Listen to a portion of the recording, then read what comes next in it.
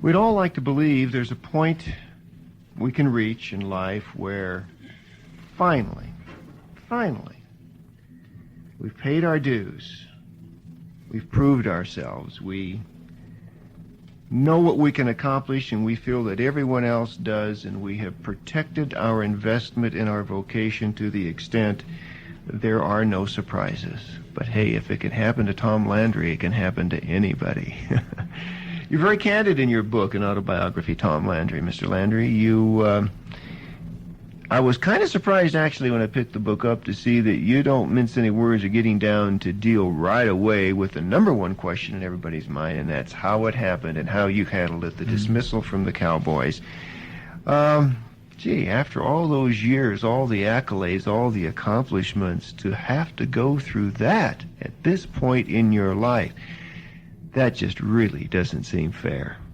Well, actually, as we decided how to fit this book together, we felt like that would be the thing that was on everybody's mind, because it just happened a year ago, and so we thought we'd just get it out in front and talk about it right off before we got into the rest of the story. And you were surprisingly candid about it. When the book really does hit the shelves, are you prepared for how people are going to react to it? How do you think they will react to it? Well, hopefully they'll react positive to it. We've tried to, I think, put together a book here that was not only a Christian book as part of it, but a secular book as well. We talked about life, we talked about football, we talked about things that people are interested in because of what I've gone through the years. So we hope it'll be a type of book that they'll enjoy. People have been so nice to me, after my release. It was just amazing, the things that I went through, and Tom Landry Day, where, people turned out and showed their appreciation, their love for me, and that's the reason I think I decided to do this book. I've never done a book before. I never even had a feeling that I wanted to. So this book here is a result of I think, the reaction of people. Well, your industrial engineering degree, the precision with which you directed the Cowboys, the well-known finesse and the great care and attention that you had as a coach, as I watched it through the years. For a man who has that type of intellectual acumen, that aptitudinal approach toward life, to have been placed in the very difficult circumstances that were just out of your control, beyond you, the embarrassment, that was totally different from what you had known as a life experience. How, looking back on it now, do you think you handled that? Because it was absolutely juxtaposed to the kind of person you were. Well, actually, I tried to handle it in a way that I felt my Christian commitment. If we're going to be a Christian and we're going to walk the walk, we're going to have to react as Jesus would probably react in any situation. That's the way I felt, and I felt that way when this happened. And I've always had a philosophy that if I can't control something, I don't worry about it. And I think a lot of times people, cannot handle it that way. But I can, because I put it behind me. I knew it was a time for me to step down. And whether it had been the last year, I was going to move out of football. Been in it for 40 years, professional football. So I knew it was time to step out. So really, I think God prepares you for these things, and He prepared me for that moment. And when I left, I had no more urge to coach at all. Nobody's ever said anything but that Tom Landry is a class guy. This whole thing, by most everybody's perception, at the very least, was pretty tacky. There must have been a point at which you were really angry.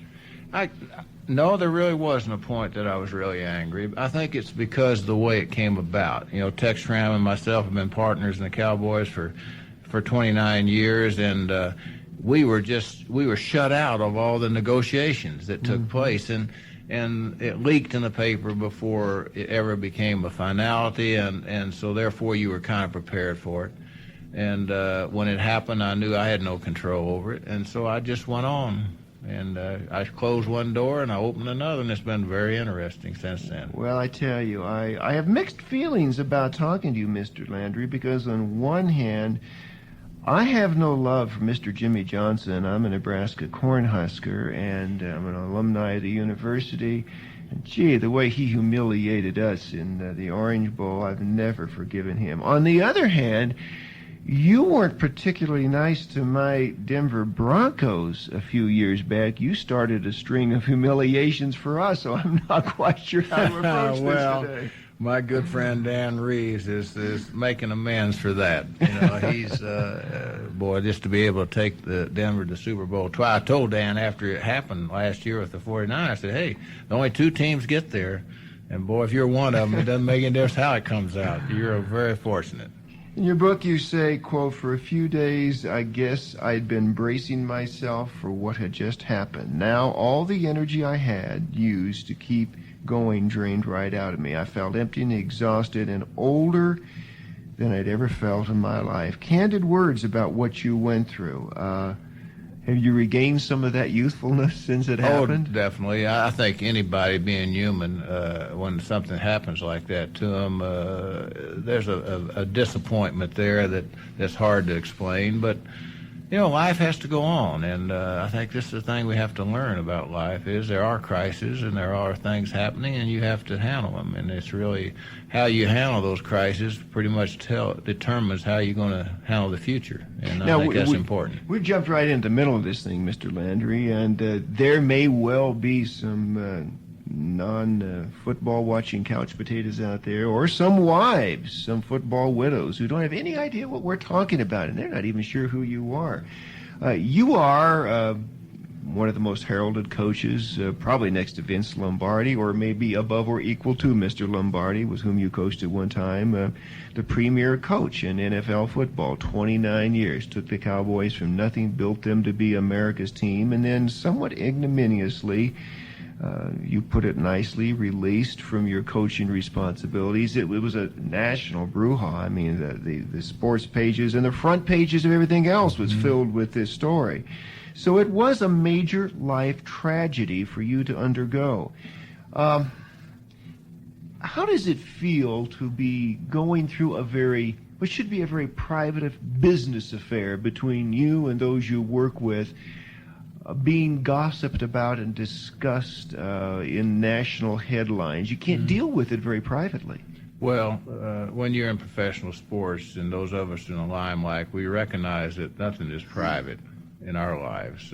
Whatever happens out there, the media is going to be on it right away, and you have to deal with it from a public standpoint. And it's not the way you'd like to do it, but that's the way it is, and you have to learn to handle that type of scrutiny that comes from the press.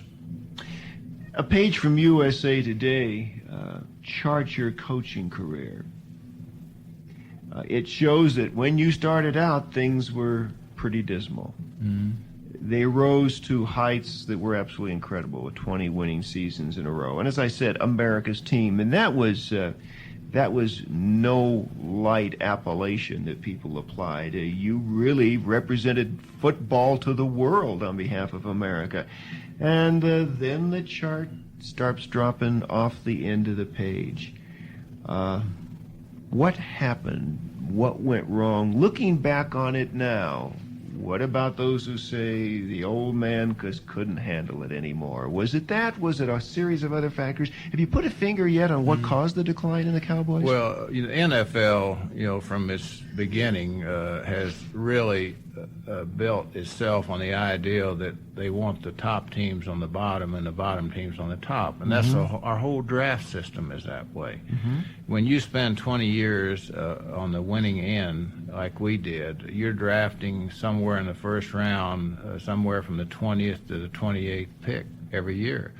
Well, you never get the Roger Staubachs or the Tony Dorsetts or the Randy Whites or the Bob Lillys. You don't get those in the draft unless you draft down low. And that's the whole purpose of our draft. And as we came into to the peak of my career, you start down. You're drafting late every year. You're not getting the top players anymore, and And we all started to suffer. Miami did, so did Pittsburgh, so did the Raiders, all the teams of the 70s that were so strong. It comes right down to personnel. Mm-hmm. And you have to run through those cycles. And we went down, as the chart shows, but we would have come back. I'm sure of that. It wasn't the fact I wasn't in tune with coaching. I mean, Mm-hmm. I coached the same way as a lot of us do through the years. So we could have brought them back, but it wasn't to be. The sports now is such a high-price operation. The franchises are costing anywhere from $80 to $90 million. And the heavy loads that the owners have to carry, they're not going to keep anybody very long. They make changes when you go down now. If there was any anger at all, would it be perhaps at the system that's been created? I'm not talking about the draft system. I'm talking about the entertainment system that football has become. As you said, it is big bucks, it's big dollars, a lot's on the line. Big egos of financiers are involved in this, and in your case, as you point out in the book, in the case of one gentleman not knowing all that much about football, but not wanting the embarrassment of dealing with the facts. Have we created a monster in a way with professional football that's gotten beyond the game? I don't think there's any question that it's gotten to the point now that it's almost out of control, especially from the money standpoint. It's happening in baseball now. It's happening in football. Basketball went through it at one time. They had to put a cap on it to keep it from running out of control. So this is what we're facing in the National Football League. The revenues are gone up 50% this year. It's going up 50% next year again. That means it's doubled what TV is paying for football. And when you do that, the players get it. And when the players get it, then it becomes a difficult situation. How can you bring rookies in at $8 or $9 million when you got players out there that are veterans are doing all the work in there? That's where you run into the problems, and that's the thing that we've created. And where it's going to go, I don't know. It just seems to continue to escalate. The Bible tells us in the book of Proverbs not to gloat over the unfortunate circumstances of our adversaries.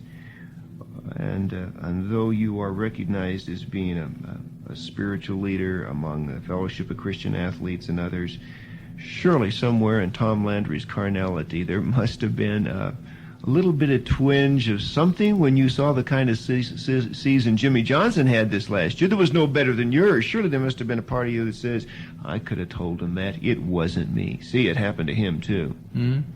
Well, I guess people expect that kind of reaction from someone that went through what I went through, but I didn't feel that, and I haven't felt it yet. I don't think I'm not a friend of Jerry Jones or Jimmy Johnson. I'm not associated. I haven't even been to the Cowboy practice field. Or really? I've seen only one game.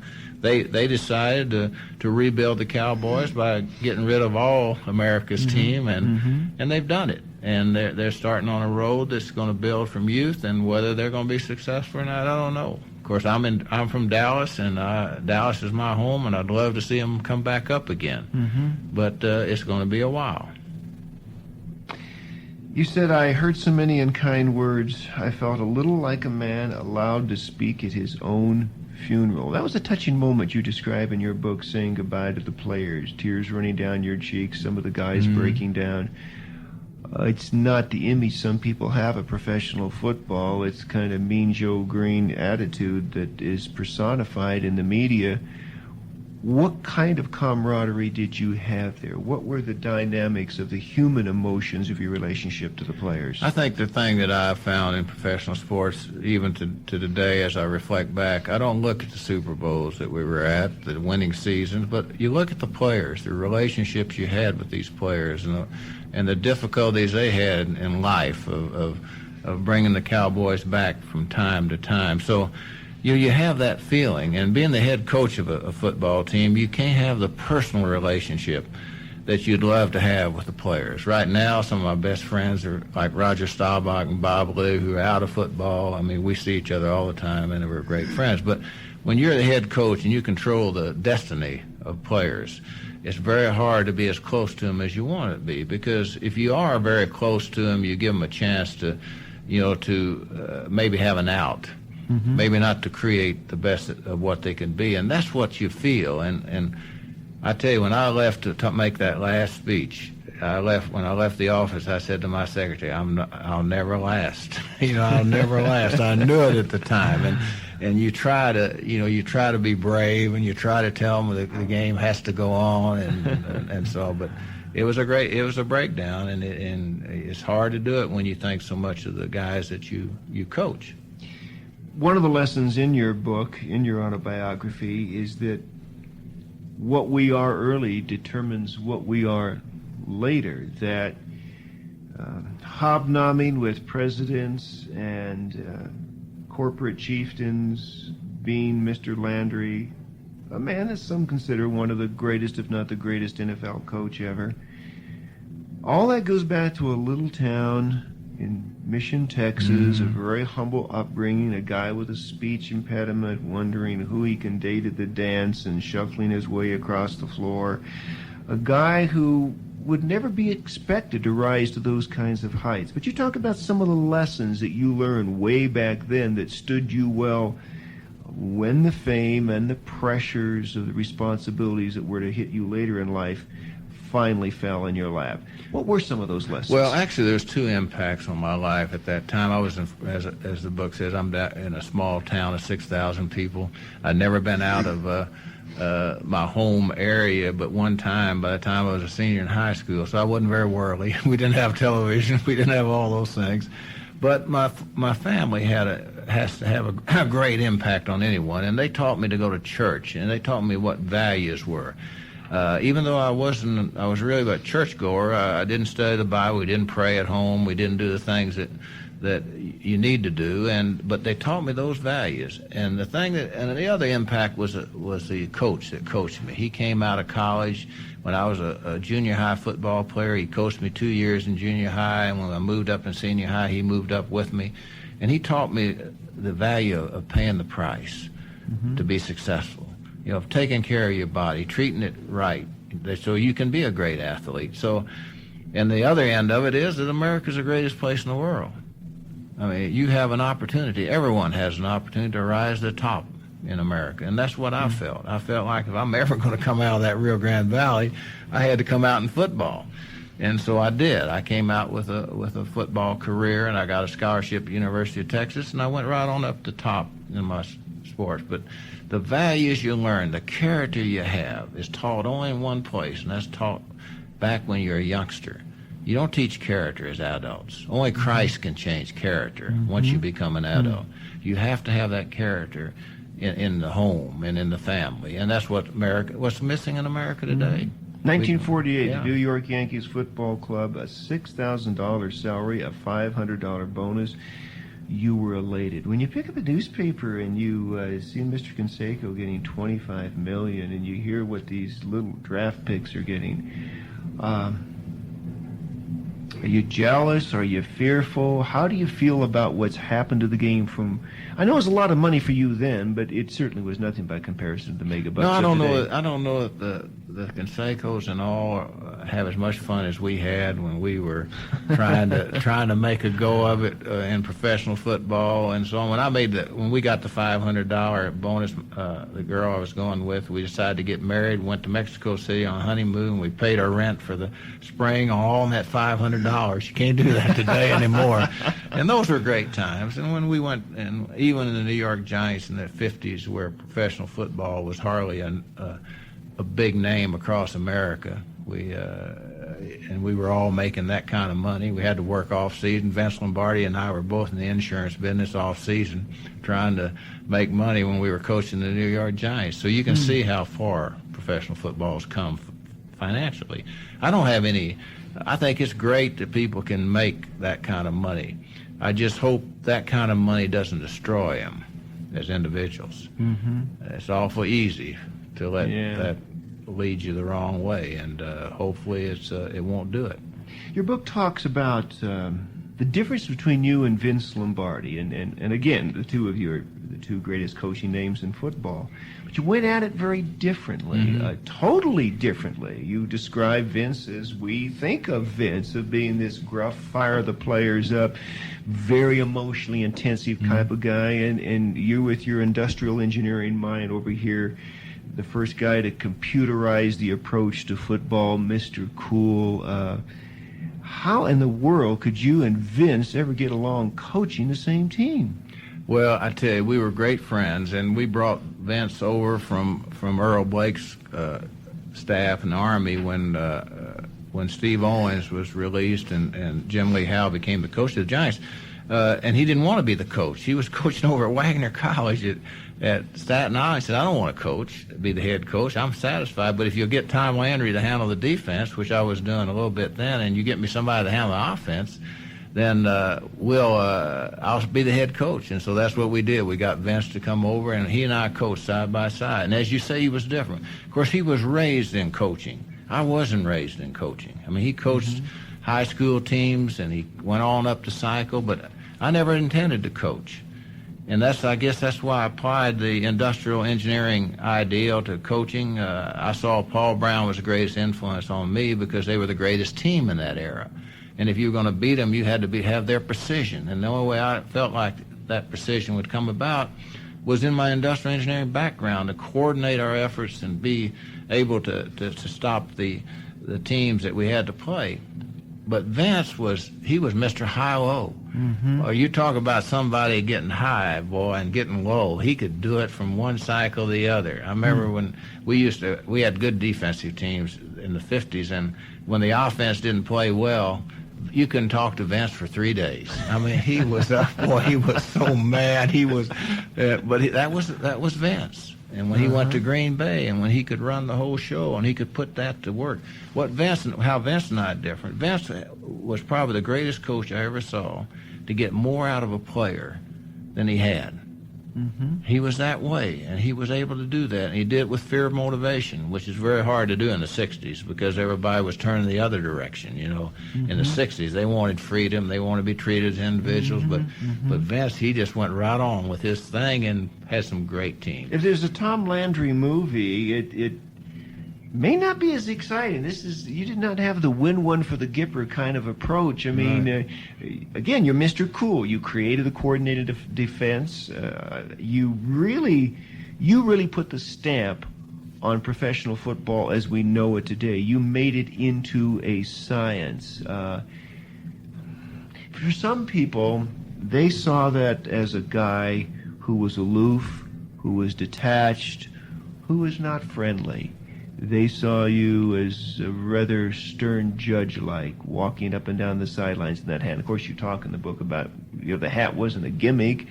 You talk about the fact that you really were not an aloof person. You were just intense. Do you feel that there was a major misperception of Tom Landry, the man, and how he wanted to go about the game? I don't think there's any question about that. Everybody sees me on the sideline, and when you're calling plays and when you're dictating the whole strategy of a football game, you're never on the play that's being run. You're always looking at the defense. You're trying to figure out what my next 2 or 3 plays are going to be, and every time Staubach will throw a great pass or Drew Pearson make a great catch or something like that, I'm not even looking at the play. I'm looking at the other team to see how they're reacting. And, of course, the fan who sees the play, he looks down at me. I haven't done a thing. I haven't changed expression. I haven't done it. And they think, well, boy, that guy's cold. But it's not that way. It's just concentration. It's their ability to concentrate which makes great athletes. If you can't concentrate like a Nicholas over the ball, Ben Hogan, great golfers, that's where I really got my concentration from, was from Ben Hogan, because he could walk 18 holes, never change expression, and never break his concentration. That was a great trait that I thought. And I kind of patterned myself after that. And that's why they think I'm aloof, but I can smile once in a while. Late 50s, your autobiography talks about the spiritual turning point in your life, where football, which had been your God, which had been the prime motivating factor for everything you did, said, and everything that you thought, suddenly had to take a number 2 spot. How convulsive was that? Not just the being born again or coming to Christ or whatever, the whole thing of taking football and having football in second place. Well, I didn't realize that priority was probably the most important thing in anybody's life. What they consider most real and valuable in their life usually is their religion. And of course, football was my religion, as you indicate there, for most of my life. And I thought I was a Christian, really, because I attended church. My parents told me that that's the thing to do. But as I climbed that ladder of success, and when I reached the top of it, we won the World Championship in 1956 in Yankee Stadium when we beat the Bears 47-7. Well, at that time, I was coaching. I was the top of my profession in there. And I didn't feel fulfillment, which was a surprise that I found when you reach the top of the ladder. It's not always fulfilling. I had Rosie Greer sitting opposite this microphone yesterday. He made identically the same statement. That's right. I got to the top, it wasn't fulfilling. And that's athletes. That's the story of athletes. And it's really the story of businessmen or anybody else. But we're in the public eye, and businessmen aren't. But they all seem to reach that point. And I really was going to get out of football. That's why I didn't want to coach anymore, because I wasn't fulfilling. And a friend of mine who was a Christian asked me to attend a Bible study that met on Wednesday morning to study the Bible, eat breakfast. And I had never opened the Bible, and I didn't know what the gospel of Jesus Christ was all about. And yet I know that every Sunday I went to church, and the preacher had to be teaching us the gospel, but my ears were not open to it. But I went to that Bible study, and through that study, I accepted Christ 1 year before I took over the Dallas Cowboys as a head coach, 34 years old in there. And right then I knew what the priority should be. I turned my life over to God. My family became much more important to me, and football was third.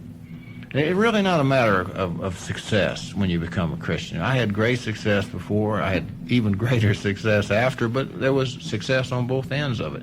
But the most important thing is the emptiness and the restlessness is gone. Would you have been just as good a coach without being a Christian? I don't think so. I really don't think so. Why? Because I think that you become much more sensitive to the needs of people. So often when football becomes everything, you're thinking about your own success. You're not concerned about the problems that the people who play for you have. But once you become a Christian, you become much more sensitive to their needs and to individuals. And it was just right for me as a coach, because America changed in the 60s. All of us who followed it. I mean, young kids want to be treated as individuals, and the freedom issues were there. And so it was much different when I grew up. Those coaches could herd me like a cattle, boy, and I was going to be successful. I'd been through the Depression, I'd been through World War II, and I was going to be successful. I don't care what they told me. But you couldn't do that in the 60s. You had to treat people as individuals. And I think that's the difference. This is the end of Side 1. Please turn the cassette over at this point for the continuation of the message on Side 2. What kind of satisfaction do you have out of knowing that there are people like Stallings, although he lost his job, Ditka and Reeves and people like this who are coaching not just teams but top teams, people who work with you, and there are other names that I could quote you mentored these people. Now they've gone on to achieve fame in their own rank. How does it feel to be Tom Landry, the man who had a series of losing seasons and let go, and the guys that you mentored are at the top? The Bears, the Broncos, winning teams. Yeah. How does it feel? I mean, you taught these guys what they know, and they got better records than you do. I feel great about it, really, because I did coach them, and they're great friends of mine, and all of them are Christians. I often say that Mike's a little shaky at times, but Mike became a Christian when he was with us with the Cowboys, and had a tremendous transition in his life, and he's much different. Of course, in the sideline, they still see him as Iron Mike and all the things, but to see those guys successful are really exciting to me. And we understand the cycle. I mean, those of us in the business, old Bum Phyllis used to say that about coaching. There's two types of coaches: them that's gotten fired and them's going to be fired. And that was his. You should know. And that was his. And I said, this year I've qualified for both, so I'm in the same boat. But we know that. We understand that. And it's a temporary thing, or success is, really, when you come down to it. And so you learn to live. But you know you have a priority. You know you have a God that loves you and cares for you and has a plan for you. And that makes those transitions awful easy. You talk in your book about some things going on behind the scenes with the Cowboys that some may have known about, but the general public was not familiar with. The voluntary chapel programs, the husband-wife Bible study programs for the players, how you would inject some Bible verses into talks at training camp, talk about your own spiritual pilgrimage. In today's climate, could a coach still do that? And what if the press got a hold of that? Wouldn't they consider you being too doctrinaire with your players? Or did you consider it an integral element of coaching? Was it evangelism, or was it part of who you were as a coach? I think it's part of what you are as a coach, but the fact you are a Christian. I mean, I don't think press might come to me and say, well, give me an example of being a Christian. And your whole life is Christian, whether you're on the football field or whether you're off the football, whether you're in the Super Bowl or you're in the press. I mean, that has to come out. I didn't preach to my players because I felt like that, but they should know where I came from. When rookies came in, I remember Bob Lilly, who was one of the greatest players I ever coached in there. When he came in as a rookie, I used to sit down and I'd tell him my priorities. God's first in my life. You know, my family's second. This football team is third. You know, and I would tell him right off, that's our priority. And later, when Bob got out of football, he told me, he says, Coach, he says, you remember when you told us that? He said, I didn't think we'd ever win a football game. Because that was their thinking. You know, yet we went to 5 Super Bowls after that. You know, and so it was really a part of my life, you know, to present to them the gospel. And I couldn't do it personally as much unless they were really in trouble. When a player got on drugs or they were really in trouble, then I could sit down on a personal relationship with them. But they're guarded when the head coach. I had their destiny in my hands. Whether they started, whether they were part of the Cowboys, they didn't want to show any weakness at all to me as head coach. So I couldn't do that, but I could surely bring in people in our chapel programs and in our Bible studies that made a difference in our football team. There's something else I wondered if you would bring up in your book, and you did. You've been very candid about it. I happened to be watching that game on television, the Eagles game, where there was a question about where the football was being spotted and so on, and this raised those issues. The guy's on a losing season. Is the guy losing it? The guy can't concentrate in the game anymore. He doesn't even know where the football's supposed to be in the field. That's right. The whole thing got blown completely out of proportion. Until I read your book, I'd never heard your side of the story. I wondered if maybe you just didn't get distracted or get confused. Well, it's amazing when that comes out. Of course, a lot comes ahead of that. You know, we had some losing years before that, and a few of the sports writers were thinking I was senile and I wasn't able to handle myself at all. And when that came up and somebody asked me for where the ball was, and I said, I didn't care where the ball was. We're down on that end of the field where the wind was swirling and our kicker had missed 2 or 3, and I said, we can win this ball game if we can make this third down play. And we tried it, and we lost yardage, and we were out of field goal range, and of course they made a big deal out of it. But I was already committed to what I was going to do at that particular point. But it's hard to make people understand things if their mindset is in a different way. You say it's hard to get people to do what they don't want to do in order to achieve what they want to achieve. A lot of lessons apparently you learn in football that are applicable to life. You want to comment on that? Well, this is, you know, when you're in a physical sport, whether you're in boxing or whether you're in football or something, when your body is taking a real punishment every week, you know, it's very difficult to get you to pay the price to be successful. And the thing that we have to do as coaches is to make them pay that price off season, make them pay the price in the weight room, you know, to be successful.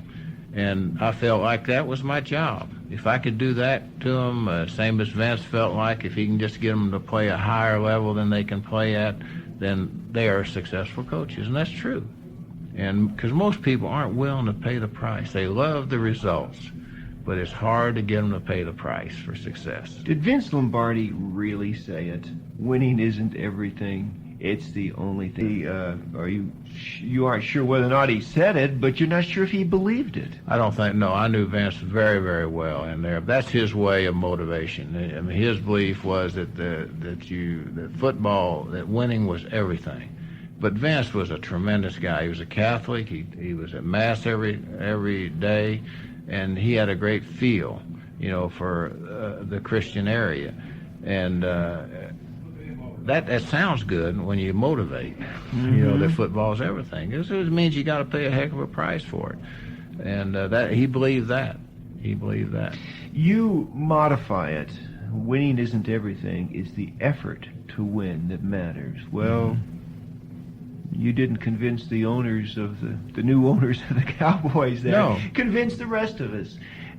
Convince the general public. I mean, we're in a society where winning is what's important. We're in a society where being number one is what really counts. And you talked about what you said to Dan Reeves, and Dan is being a Bronco fan and living in Colorado. I mean, it's a nice consolation to say to yourself, yeah, sure, well, the other 26 teams didn't make it. We did. But the fact is, didn't win. In our society, it's the winner that counts.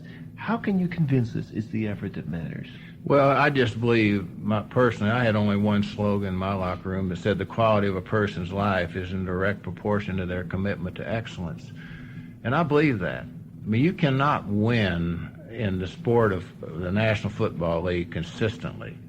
We won consistently through the years because we had a great owner in Clint Murkison, the late Clint Murkison, who believed in us when we had gone. Remember, as an expansion team, we had never won more than 4 games by 1964 in 4 years. Everybody wanted me to be fired. Clint came in and gave me a 10-year contract, with 1 year to go on my contract. I mean, he believed in us, and that's why we were successful. And I still believe that if someone is dedicated, if he really is committed to excellence in there, his life's going to have the ups and downs, as all lives has. But he survives the valleys. He comes back to the peaks again. And we would have done it. I'm convinced if I'd have been still with the Cowboys that we would have turned it around and we'd be going back up the other way again, because I'd been through all those cycles. But you cannot, if winning is everything, you got to be careful you don't burn out as a coach, as which happens to a lot of players. In life. When you believe in that strongly, and you're in football, which the system is dictated to put you down to the bottom again, then you're gonna burn out. You're not gonna be in coaching very long. You're in and out. And Vince knew that. I mean, Vince actually stepped down after he beat us in the ice game, because he knew his personnel was going down, and he felt like that was the time to step out. So why didn't Tom Landry take a bow and let the curtain close a year or two earlier? Looking back on it, do you wish maybe you had? No, I don't really wish I had, because I was in God's hands, and people who are in God's hands, they understand that God prepares you for almost anything that comes up. I should have quit after 85 when we won the East for the last time. We had a bunch of overachievers, and we beat. Right. And I remember New York and Washington were both better than we were. We beat them both in crucial games to win the East, and we were on our way down then. But I just couldn't see us go down without trying to bring us back up. So I said, okay, Tex, I want a 3-year contract to see if I can turn it around.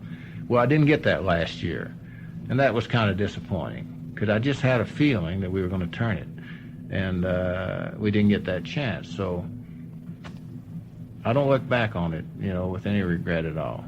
Rudyard Kipling wrote, if you can keep your head while all around you are losing theirs and blaming it on you, if you can trust yourself when all men doubt you and give allowances for their doubting too, You must have felt a little bit like that when all of this swirl was taking place, this terrible turmoil, just trying to keep your head, as you wrote in your book, your feelings, anger, sadness, frustration, disappointment. How did you keep from just losing control? I think if you understand really what is taking place in any situation, and I understood what was happening, and I knew the gamble I was taking in those last 3 years. It was a long shot, that I could pull it around because I needed the good players. I had to find them somewhere. I got Herschel Walker, who I thought might help us turn that corner again, and I think he would have. But when you understand the problem, you understand that, then you can handle situations like that. And it's like press. I listen to some writers who I really respect because they're trying to help. And there's other writers who I don't read at all because their whole purpose is to sell newspapers, and make controversy.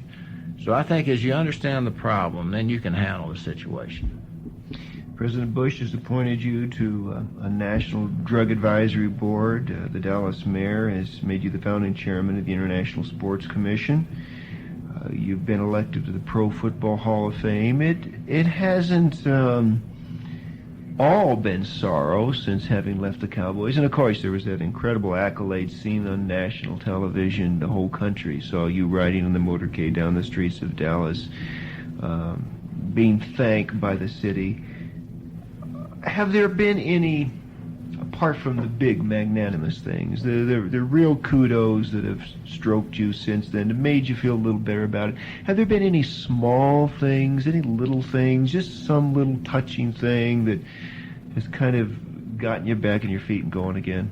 Well, I think the most important thing that happened after I was released by the Cowboys was my relationship with my family. We all work too hard. We think we have to work around the clock, and we neglect our family so often. My wife and I took a trip to Europe in September, and we rented a car in Zurich. We drove for 28 days, covered 5 countries in there. We were with each other 24 hours a day, and that's the most we've been together in that kind of relationship since we were married, probably. Right now I'm in business with my son, and I've been with him more in the last year than I probably have been in all his life. That kind of relationship is something that's really precious, and it's really worth it. And if there's anything where I benefited from what took place, was the family relationship that I've had since then. What about the opportunities for Christian service? You, of course, been very active, as I said, with Fellowship of Christian Athletes. You've spoken in Billy Graham crusades. You've been a very overt, viable witness for the Christian community. Have you had greater opportunities, maybe more liberal opportunities, to share your faith without any constraints of the press looking over your shoulder? No question about it. I've covered the United States in the last year and trying to build the Fellowship of Christian Athletes program up because I think it's the greatest program in America today to reach our youngsters, in the high school and the junior high level. And so I've had the opportunity to go almost, I guess, from every spot in the United States. And I think the thing is that when you're coaching football, you don't have that opportunity. I don't care whether you're in season, you don't have any opportunity. Off season, you're still working. And you don't have the freedom to go out and share your faith as I have done, over the last year. And I've been almost everywhere, It's not hard for me to share my faith in there because I believe it's the most important thing in America today because Christ is the only answer in America. There's no other answer for America today other than Jesus Christ. Somewhere right now there's a young kid listening to this show, a teenager who comes from a broken family, has maybe had a drug problem, but he has some physical abilities, would like to see what he could do with sports, but he feels like it's 4th down, he's on his own 5-yard line, and he's got 20 to go. He just can't quite bring it in himself to punt, though he knows it'd be disaster to do anything else.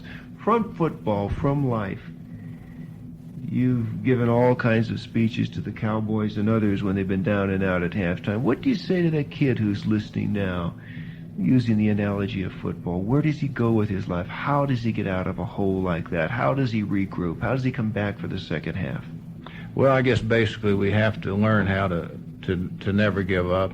I think the most important thing as you talk to young people today is their real feeling is that they're not loved, their self-esteem is down, and they're really struggling. It's a hopelessness in them. And what you have to try to convince them is that there is something that's greater than what they're experiencing, that a relationship to a God who loves you, who can help you through these difficult times, is available to you.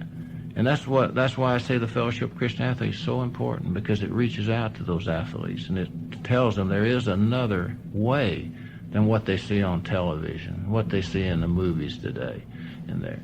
And so we try to build up their confidence that there is something else in life other than what they see. Because it's a hopeless situation in so many cases. And when you have hopelessness, you have suicide.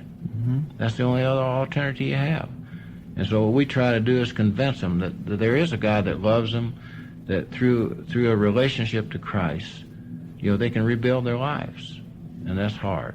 That's hard to do with kids. If you were sitting in this room with the coaches for the Denver Broncos and for San Francisco, maybe the question is not too hypothetical. I'm sure you've already talked to Dan Reeves. But if you had the two of them sitting here, not about football in specific, but about life in general and how they approach where they've been and where they're going, on balance, what do you say to those two coaches, one lost, one won, about the season that's passed in their lives, where they go with their lives and where they go with their teams in the future? One's on top, one has suffered bitter disappointment. What do you tell those two men about life and football? Because I'm using those men as representatives of where we're all at. Sometimes we lose bitterly, sometimes we win wonderfully. Well, I think you have to go back to the same thing that I mentioned earlier, and that's about priorities. You've got to recognize what's important in your life. And football is not the most important thing, the winning and the losing of football games. The right relationship is to have God first in your life. And once your life is structured that way, then you can take the valleys that you have to go through. We had a good friend of mine sent me a quote from Harry Truman's book, Plain Speaking. It says, "The way you endure what you must endure is more important than the crisis itself." So what that's saying to you is that there's going to be crisis in everybody's lives. There's going to be crisis as a football coach ahead of you. But the way you handle that situation will determine how you handle the next one. And every time you handle one of those situations, you get stronger and you're stronger. So you can carry your life through those situations that are like that. Is it just as dangerous to win as it is to lose if we don't keep it in perspective? Well, it is. If winning becomes the most important thing in your life, then life is going to bring you a lot of disappointments before it's over with. When Zondervan, the publishing company, approached you about doing this autobiography, what did you fear most about it? Well, I've been such a private person, I guess. That's the reason I've never written a book before. I just didn't want to open up to the public, my thoughts and all. But again, they talked me into it, really, and I think, and again, the reason for it is that there's nothing like riding in a parade on a Tom Landry day and wondering why there's 50,000 people that would come out to see a fired football coach, in that situation, and yet you could see in their faces, the love and the concern they have for you as a family. That's the thing that motivated me to write the book. I said, this is something I can share, with people, this book. And hopefully it will touch some people. It will people will enjoy it. It'll be something they can bring back memories of America's team in there, and hopefully all of this will enhance them as they read the book. You've been surrounded by athletes whom you have mentored who, as you've indicated, are professing Christians to some extent. Staubach, Dan Reeves, Ditka, Craig Morton, and others. You people going to have your own little playing field for scrimmages when we get to heaven someday? Well, let's hope so. Let's hope so. You guys going to get off in the corner? I'll tell you, those guys, I tell you, the amazing things that I see, with, and we have idols in America today with our kids, and the unfortunate thing is that they don't single out the Roger Staubachs and the Craig Martins and the Danny Reeves. They always single out the other guy, the guy who has the drug problem, the guy who's had the marriage problem, the guy who has this.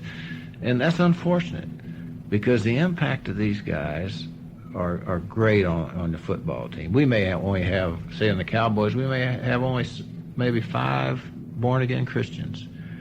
But those 5 born-again Christians will create a completely different atmosphere in the locker room. Because what athletes believe in is they believe if you're a Christian and you walk the walk, they'll respect you. You better not be a hypocrite around athletes. But if you walk the walk, they respect you for it. And I think that's pretty significant in there, in the atmosphere that you create. One of them left a name I used to call my talk show from time to time, although he hasn't since he's been traded, and that's Garth Jacks. Yeah, Garth he's a tremendous guy. Quite a guy. He called my talk show from time to time, and he was a hard guy to shut up. Boy, yeah, that's right. I tell you. Garth was quite a. In conclusion, guy. Mr. Landry, life is like football in what way? Well, life is like football in the struggles you have to go through. Very few athletic teams don't go through struggles. Change of coaches, losing seasons, winning seasons, the struggle of athletics. The thing, and the thing I think is so great with athletics, I love athletics for young people, because it teaches them how to win, teaches them how to lose. It teaches them character. And to me, that's what you have to learn to handle life, because life is going to bring the crisis. It's going to bring the disappointments. It's going to bring all the things that you wish you didn't have to go through, but you have to have the ability to survive. And football is the same way. If you're not a survivor, you better not be in professional football or any type of football if you're not willing to survive. Tom Landry, thank you. My pleasure. This is the end of the message. For further information regarding other topics available on cassette and in printed form, write Compassion Connection, Box 36C, Denver, Colorado, 80236.